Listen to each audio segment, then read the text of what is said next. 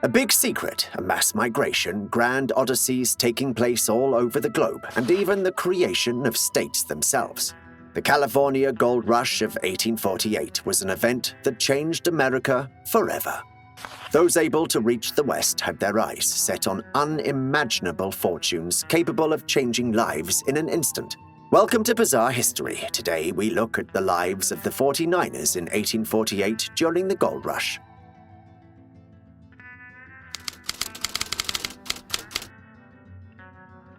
In January 1847, James W. Marshall discovered shiny metal at the Sutter's Mill in Sacramento, California. Marshall had been working for John Sutter, building up the mill on the American River. Upon having the metal tested, it was discovered to be gold, and both Marshall and Sutter desperately wanted the news to be kept secret. All working at the mill had been sworn to keeping it a secret, but evidently that didn't last. Sutter eventually made the mistake of sending, blabbermouth to get the mineral rights for the land on which the fort stood.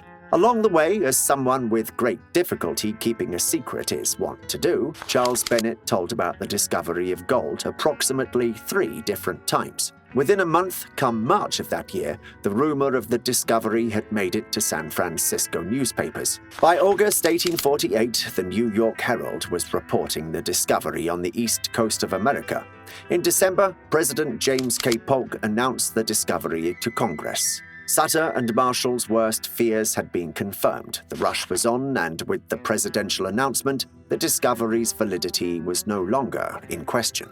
Despite being the men who had made the discovery, Sutter's mill was soon abandoned by all those working there in search of gold for themselves. Soon the land, which they had wished to claim the relevant rights of, was littered with squatters who claimed any cattle and crops for their own. Sutter and Marshall's business vision was dead, as were any warm feelings previously held for Charles Bennett, presumably.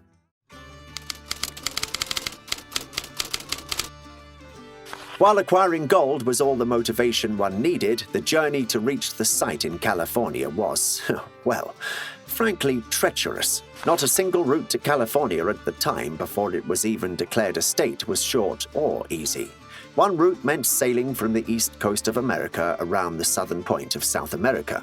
This sail would easily take about 4 to 5 entire months. Another completely impractical and dangerous route to be taken involved sailing to Panama, riding mules, and canoeing through jungles only to wait to sail to San Francisco on the other side. There was also an entire route to California that started in Veracruz, Mexico. Safety and completing the travel were not guaranteed. For the haul of a lifetime, the 49ers were willing to risk it all. The possibility of cholera, typhoid, and for that matter, just getting shipwrecked were all potential outcomes. Classism was somehow apparent, even in what was not much more than a global scramble for loot. Travel from steamships on the eastern seaboard was notorious for this. All travel took time, but it should be noted that cheaper travel took longer routes, whereas more pricey ships would arrive in California faster. All travelers from the East Coast were expected to bring a set list of supplies and belongings, including barrels of food, guidebooks, clothes, and tools. It's understood the prominent activity between travelers on the ships was gambling. All on board would be separated by the amount of money paid by the travelers, and this would include the quality of accommodations afforded. In a turn of irony, many of these steamships were lost after their travel to California. Upon reaching the destination, it wasn't uncommon for crews to abandon their ships to get to the goldfields for themselves. It's understood as many as hundreds of ships were lost for this very reason. Many afterwards were repurposed into taverns, hotels, stores, and even warehouses. Well, waste not, want not, I suppose.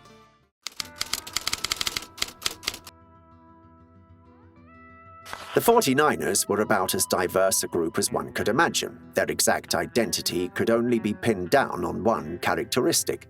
They all came from California to get some gold. Who arrived when was dependent on the travel of the news. Initially, the people showing up in the spring of 1848 were Californians. This start of the rush was attended by the agricultural and land labor-based population in the north of California and native Californians.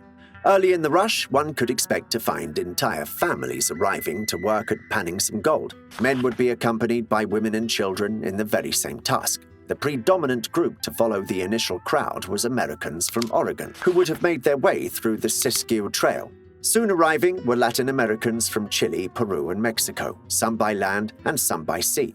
Those who caught word early stood the best chance of making money. Gold most easily found was available at the start of the rush. Those lucky enough were often called 48ers. The 48ers could find gold worth as much as 15 times a day's labor. Any prospector could spend 6 months in the gold fields and earn themselves 6 years' worth of money. While most were not struck with anything close to the same luck, two brothers, Daniel and John Murphy, mined $1.5 million in gold in 12 months. Around $40 million today. As 1848 drew to a close, the rush had attracted thousands of arrivals. Come the following year, around 90,000 people arrived in California. The majority of these, between 40 to 50,000, would have been Americans, but as word had spread over time, Europeans began showing up on the West Coast. Tens of thousands of Britons, Germans, Italians, and predominantly French immigrants started to arrive in search of gold. Europe wasn't the only continent to catch word of what was increasingly referred to as the motherlode. Chinese immigrants began to arrive for prospecting in 1849 by the hundreds. It's estimated that come 1852, as many as 20,000 had arrived in San Francisco. Depressingly, the Chinese who arrived in California faced virulent racism from many white miners. Later laws, including the Chinese Exclusion Act, followed on from these sentiments. The majority of American arrivals faced their own dangers in getting west. The California Trail placed personal safety as a second. Cholera, fever, and accidents were likely occurrences. This is not to forget the danger of mining itself. Many died due to accidents in physically acquiring the gold. By 1855, it's estimated over 250,000, some 300,000 people, had emigrated all across the country and the world for a chance at gold. For there to be a rush of gold, people had to have easy access to it. Relatively, the earlier miners were there, the more that was the case. So rich were the American river's gravel beds, the first 49ers used pans to collect the gold out of the river. Some of the earliest didn't even have pans and could easily pick stones and flakes of gold with their hands. On a larger scale, panning wasn't fit for the task. At this point, miners would use cradles to bring out greater amounts of gold. Coyoteing, a method of digging deep shafts in the river to haul greater deposits, was also used. These methods alone brought out 370 tons of gold in years of the rush. By the end of the actual rush in 1853, more industrial efforts were used on bluffs and hillsides, including hydraulic mining. Over 100 years later, many of these sites still suffer the scars of mining. A lot of the downstream deposits and earth exposure from the mining have left plant life unable to grow there. It's no little thing when gold literally springs out of the ground, and it had an immediate impact on the area surrounding. The discovery of gold in the ground as richly as California had tended to be good news for the national economy. Year on year, during the rush, the amount of gold pulled from the ground grew, starting at approximately $10 million in 1849 to about $81 million in 1852. The two goldfields of the Sierra Nevada and Northern California transformed the area. Growth was abundant in every direction. A growth in population, growth in agriculture, growth in capital, and business growth. San Francisco had been a forgettable settlement before the rush. Its total population was around 200 to 1,000 people. 5 years into the rush, San Francisco's population had grown to as many as 36,000 people. Relatively, California was transformed as towns, churches, schools, and roads started appearing all around. Before the rush had even peaked or come to an end, California was granted statehood in 1850. With the first state legislature and governor, California could begin to set the terms for its mining. It did so in 1850 when the gold most accessible had been retrieved. A mining tax was set up, and increasingly foreign miners were subject to orchestrated attacks on them. The Native American population in California suffered greatly. These people faced the full brunt of expanding colonialism birthing right on their land. The arrival of miners, their settlements, and the mining activity itself cleared the area of accessible game and wildlife, a vital source of Native American hunting. Coordinating attacks on the population became increasingly frequent, as the arriving miners only viewed the natives as in the way of their mining. Certain historic reports count as many as 50 Native Americans a day being killed by miners. Massacres, a killing of 5 or more unarmed persons of California Indians, were as many as 370. Between 1846 and 1873, the estimated deaths of California Indians is as high as 16,000. The recently formed state government of California was in support of the mining activity above the native population, to the point that it was willing to fund paramilitary groups to drive out or exterminate them.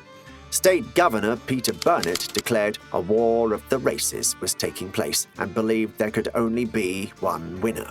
In a pure dismissal of Native American personhood, the Indian Indenture Act was passed in 1850, allowing miners to capture Native Americans and their children to use as bonded workers. Who or what would you like us to cover next on Bizarre History? Let us know in the comments below. As always, thank you for watching, and we'll see you next time.